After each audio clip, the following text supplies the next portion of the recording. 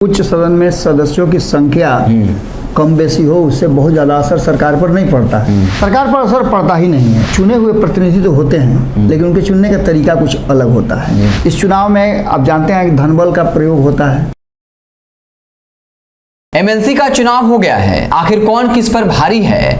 आपको पता होगा कल 31 मार्च था और एमएलसी की 5 सीटों पर चुनाव हुआ और कड़ी टक्कर देखने को मिली। एक तरफ महागठबंधन तो दूसरी तरफ बीजेपी थी और कहा जाता है कि अगर बीजेपी 2 सीट जीतने में कामयाब हो जाती है तो एमएलसी यानी उच्च सदन में बीजेपी सबसे बड़ी पार्टी बनकर उभरेगी। तो जो दंगल हुआ महागठबंधन और बीजेपी एमएलसी के बीच चुनाव के बीच में, तो कौन किस पर भारी है बाबा से बात करेंगे। बाबा, 5 सीटों पर एमएलसी का चुनाव हुआ और कहा जा रहा है कि अगर 2 सीट बीजेपी जीत लेती है तो एमएलसी में सबसे बड़ी पार्टी बनकर उभरेगी। तो आपका क्या आकलन है, आपका एग्जिट पोल क्या है कि कौन किस पर भारी पड़ रहा है? बीजेपी को कितनी सीटें मिल रही हैं, जेडीयू को कितनी सीट मिल रही है? देखिए, सबसे बड़ी बात है कि उच्च सदन में सदस्यों की संख्या कम बेसी हो उससे बहुत ज़्यादा असर सरकार पर नहीं पड़ता है। सरकार पर असर पड़ता ही नहीं है क्योंकि ये एक उच्च सदन है जहाँ चुने हुए प्रतिनिधि तो होते हैं लेकिन उनके चुनने का तरीका कुछ अलग होता है। लेकिन अगर व्यवहारिक रूप से देखा जाए और अगर वजन के रूप से देखा जाए 2024 के चुनाव को लेकर के 2025 के चुनाव को लेकर के, तो इस सेमीफाइनल में शक्ति आजमाइश दोनों ही तरफ से हुई है। इस चुनाव में आप जानते हैं कि धनबल का प्रयोग होता है और ऐसी स्थिति में नीतीश कुमार अब तक लंबे समय से उच्च सदन सबसे बड़े दल के रूप में नजर आए, लेकिन अब खतरे की घंटी मंडरा रही है और भारतीय जनता पार्टी वहां बड़ी पार्टी होने के होड़ में आ गई है। इन 5 सीटों के चुनाव जिसमें कि भारी मात्रा में मतदान भी हुए हैं, अब सोचिए ना कि कोसी क्षेत्र में 80% से ज़्यादा मतदान हुआ है। तो वहीं आपको बता दें कि गया स्नातक में 41% से ज़्यादा हुआ है। तो वहीं सारण स्नातक की बात करें तो वहाँ 37% हुआ है और गया शिक्षक में 78% से ज़्यादा वोट हुआ है। तो सारण शिक्षक निर्वाचन क्षेत्र में 68% नहीं, वो लगभग 69% वोट हुए हैं। इसका मतलब सीधा है कि इस बार के वोटिंग में कुछ न कुछ ऐसा होने वाला है जो चेंज करेगा। आपने बताया ही कि किस तरह से बड़ी पार्टी बनने की होड़ में दोनों लगे हुए हैं। अगर नीतीश कुमार से सीटें छीन लेती है भारतीय जनता पार्टी तो वो बड़े दल के रूप में हो जाएगी। एक और सबसे बड़ी बात है कि इसी का इंतजार शायद हो रहा है। 5 तारीख तक विधानसभा का सत्र विधानमंडल का सत्र चलेगा और 5 तारीख को ही रिजल्ट आना है।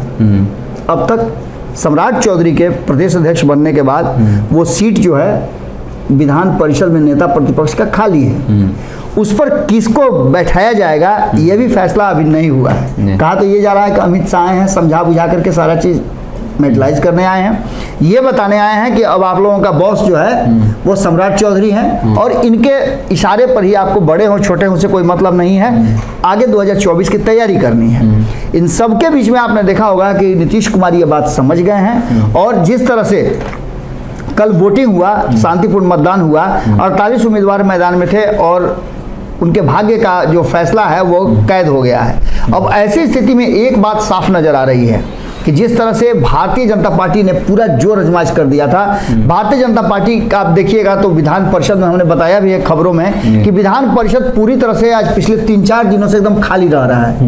कई जो विधान परिषद के सदस्य हैं उनसे बातचीत हुई तो वो बताया कि हम क्षेत्र में हैं और चुनाव प्रचार में लगे हुए हैं। तो इसका सीधा मतलब है कि भले ही इससे सरकार के सेहत पर कोई असर नहीं पड़े, लेकिन उच्च सदन में अपनी वर्चस्व बनाए रखने के लिए और सरकार को घेरने के लिए कहीं ना कहीं अब इससे एक फायदा तो हो जाएगा कि अगर कोई बिल आता है तो आप समझिए कि उस बिल को रोकने में और उस बिल को पास नहीं होने देने में बहुत बड़ी भूमिका हो जाएगी। अगर सदस्यों की संख्या ज़्यादा है तो बड़ा नेचुरल है कि मामला गड़बड़ा है। लेकिन सब मिलाकर के महागठबंधन की बात अगर करें तो महागठबंधन को मिला देते हैं तो वो भारतीय जनता पार्टी कितना भी अभी सीट जीत करके चले जाए, 5 जीत कर जाए तो महागठबंधन बहुमत में रहेगा। इसलिए यहाँ भी कोई बहुत बड़ा असर नहीं पड़ने वाला है। इसका सीधा मतलब है कि जो चीज़ें नज़र आ रही हैं उसमें अगर बात करें गया स्नातक की तो यहाँ कड़ी टक्कर भारतीय जनता पार्टी दे रही है और भारतीय जनता पार्टी के सामने उसको सीट बचाने का भी लगा हुआ है। तो वहीं सारण की बात करें तो सारण स्नातक में भी कड़ी टक्कर है, तो गया शिक्षक निर्वाचन क्षेत्र में भी कांटे की टक्कर है। आपने देखा है किस तरह से वहाँ राष्ट्रीय जनता दल और भारतीय जनता पार्टी के बीच में लगातार टसन चल रहा है। इसके साथ साथ महागठबंधन वहाँ पूरी मजबूती के साथ लगा हुआ है। तो गया में भी बात कर लें तो वही चीज़ चल रही है, और कोसी में भी लगभग मामला उसी तरह का है। यानी एक तरफ भारतीय जनता पार्टी चुनाव लड़ रही है, भारतीय जनता पार्टी के समर्थन में जहाँ लोक जनशक्ति पार्टी के दोनों खेमे हैं, तो वहीं दूसरी तरफ आप देखिए तो महागठबंधन पूरे तालमेल के साथ चुनाव लड़ रहा है। अब ऐसी स्थिति में यह देखना दिलचस्प होगा कि कहीं ना कहीं रिजल्ट के दिन पलड़ा किस तरफ बैठता है। अगर नीतीश कुमार से सीटें छीनने में भारतीय जनता पार्टी कामयाब हो गई तो विधान परिषद में सबसे बड़े दल के रूप में मजबूती के साथ अपना उपस्थिति दर्ज करेगी। और इसमें कुछ बाबा एमएलसी चुनाव को लेकर कोई और अपडेट जिसके बारे में जिक्र करना है? एमएलसी चुनाव में बताया तो कि शांतिपूर्ण चुनाव हुआ और मतदान के लिए सारी व्यवस्थाएं जो की गई थी उन व्यवस्थाओं के तहत, और जानते ही है कि आज 6 साल के लिए चुनाव होता है। अब ऐसी स्थिति में विशेष बात यही हो सकती है कि 5 तारीख को जो परिणाम आए उसके बाद क्या, तो परिणाम किसके पक्ष में जाता है, ये सबसे विशेष बात होगी। और संभावना व्यक्त की जा रही है कि नीतीश कुमार से इस बार सीट छीनने में कामयाब हो सकती है और बीजेपी सबसे बड़ी पार्टी बन जाएगी। बीजेपी, इसलिए कि इस बीच में बीजेपी चुनाव के दौरान ही आपने देखा कि किस तरह से अपना अध्यक्ष चेंज किया। विधान परिषद में अब कौन विधान परिषद का जो नेता प्रतिपक्ष होगा वो होगा, ये सारी चर्चाएं चल रही हैं। और अमित शाह आए हुए हैं, वो क्या फैसला करके जाते हैं ये भी बड़ा महत्वपूर्ण होगा। तो चलिए ये था एमएलसी चुनाव को लेकर अपडेट की कितना प्रतिशत वोटिंग हुआ और बड़े कांटे की टक्कर है। हालांकि ये कहा जा रहा है कि कम से कम 2 सीट तो बीजेपी जो है वो जीतने जा रही है, और अगर बीजेपी ऐसा कर पाती है तो वो उच्च सदन में सबसे बड़ी पार्टी बनकर उभरेगी। आप देखते रहें भारत लाइव। आप क्या कुछ सोचते हैं कमेंट बॉक्स में जरूर बताइएगा। हमें फेसबुक पर देख रहे हैं, पेज को लाइक कर लीजिए, यूट्यूब पर देख रहे हैं, चैनल को सब्सक्राइब कर लीजिए। बहुत बहुत धन्यवाद। अगर ये वीडियो पसंद आई और वह बिहार के राजनीति और बिहारियत से सरोकार रखेनी तो सब्सक्राइब बटन दबा के चैनल के सब्सक्राइब कर ली। ओजे एगो घंटी बा, ओकरा बटन दबा देला से कुल सटीक और मारक खबर रुआ मुफ्त में मिल जाई। अगर रुआ पत्रकारिता के हमनी के नया प्रयोग में सहयोग कर चाहतानी तो ज्वाइन बटन दबा दी।